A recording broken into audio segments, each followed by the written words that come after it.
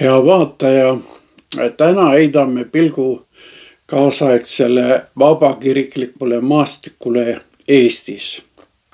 See ei ole ülevaade erinevatest konfessioonidest, nende suurusest, ajaloost ja positsioonist, vaid see on katse kaardistada erinevaid spirituaalseid hoovusi Eesti vaimulikul maastikul. Kasutan seejuures Leipzigi ülikooli usuteaduskonna dotsendi Reinhard Empelmanni poolt välja pakutud tüpoloogiat. Olen üles kasvanud evangeelseste vabakoguduste keskkonnas, kus vagadus väljendus väga elavates jutlustes, kaasahaaravas lauluvaras, pühendumises ja imelistes palvekuulmistes, mida üksteisega jagati. Traditsioonilistes kirikutes on seda kõike vaadeldud ka vahel usulise liialduse või rahulikumat usuelu segava faktorina. Koguduse kantslilt, milles üles kasvasin, kõlas aga sõnum. Sa võid Jumala ligiolu ja väge kogeda siin ja praegu. Piisab vaid Jeesuse ja püha vaimu appi hüüdmisest. Kesksel kohal Jumala teenistustes oli jutlus ja vaba palve. Palve, kus pöörduti otse Jeesuse Kristuse poole ja lõpetati ka palve tema nimel. Olulisel kohal oli Jumala tervendav ja õnnistav ligiolu. Inimese poolseks vastuseks oli meeleparandus, pöördumine, pühitsus. Samas peab ütlema, et see kõik toimus siiski ajaloolise kristliku usu raames.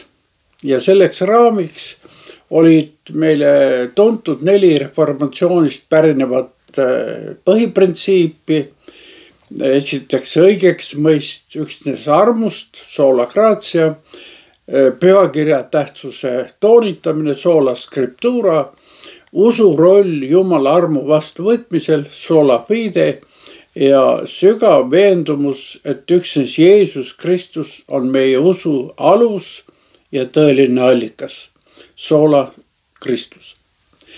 Ometi peab ütlema, et selle üldise pildi sees oli ja on tänini veel vähemalt 4 erinevat hoovust, mis püüavad neile põhimõtetele anda uut ja värsket värvi ja dünaamikat.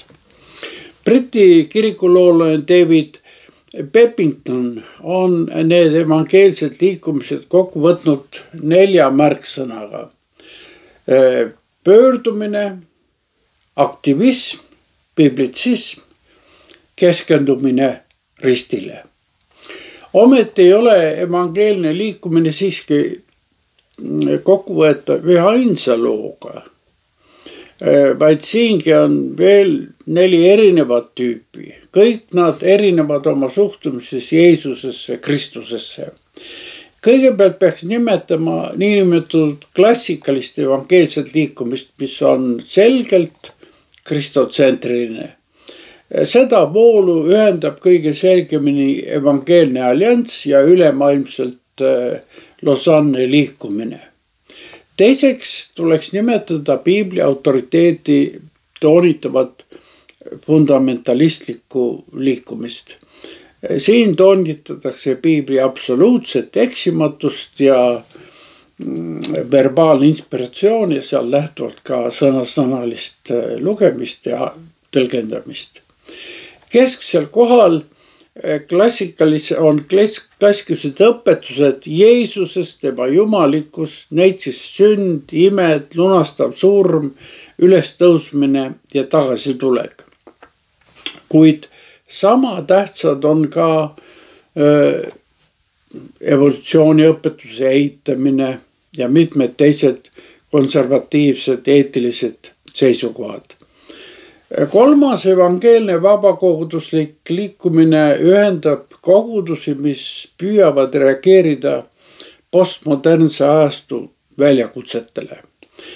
Siin kasutatakse märksõnu nagu kontekstualiseerimine, pluraalsus, osadus ja narratiivne teoloogia.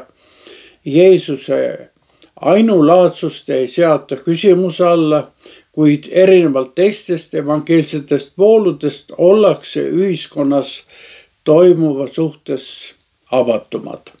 Ühtlasi ollakse avatumad ka kaasaegsele Piibli ja Jeesuse elu uurimise meetoditele ja nende tulemustele. Konservatiivid süüdistavad selliseid kogudusi modernsuses.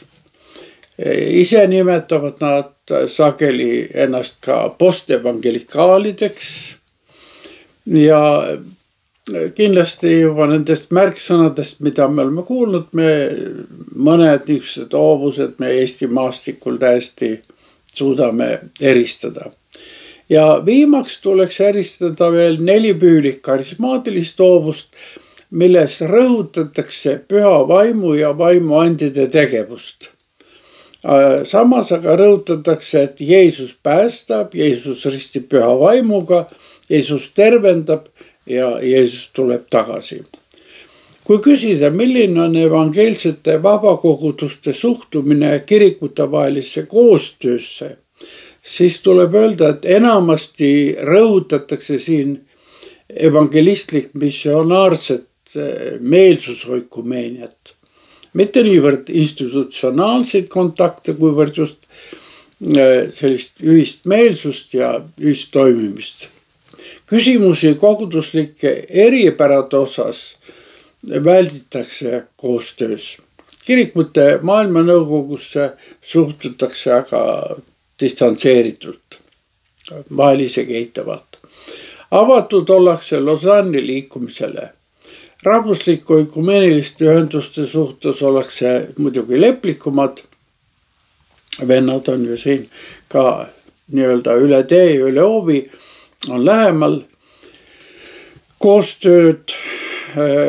Koostöövõimalusi nähakse eelkõige praktilistes küsimustes.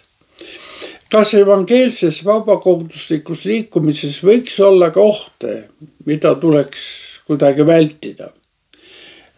Nimetaksin neist siiski mõned. Põhimõttekindel pühendumine Jeesuse järgimisele on kindlasti autentne kristlik usu väljendus.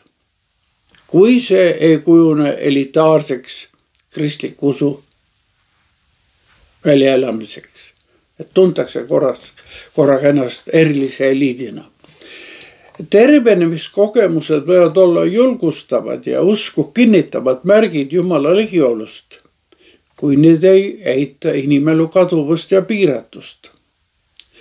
Usuline kindlus võib anda usuelule sügavust ja värvi, kui see ei muutu lihtsalt mustvalgeks maailmapildiks. Tõsi jah, vaimustus võib muutuda fanatismiks. Pühendumus võib luua pinnase inimeste ärakasutamisele ja manipuleerimisele. Karismaatiliste juhtide autoriteedi ületoonitamine võib takistada usulise küpsuse kujunemist. Siinkohal peab tõdema veel midagi. Tuge Piiblile toetumine ei ole kaitsnud ka vabakogudusi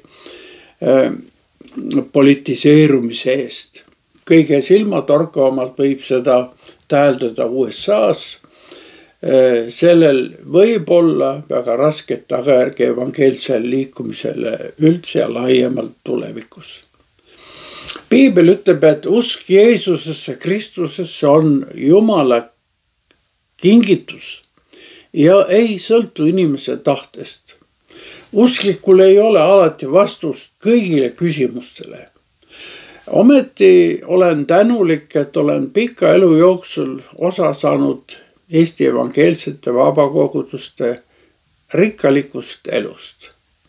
Kõige selle juures võin öelda, et kõige suurem rõõm on see, et keset elu keerukust, tõuse ja mõõnu saadab meid hea karjane Jeesus Kristus ja usaldame tema juhtimist. Kohtumiseni siis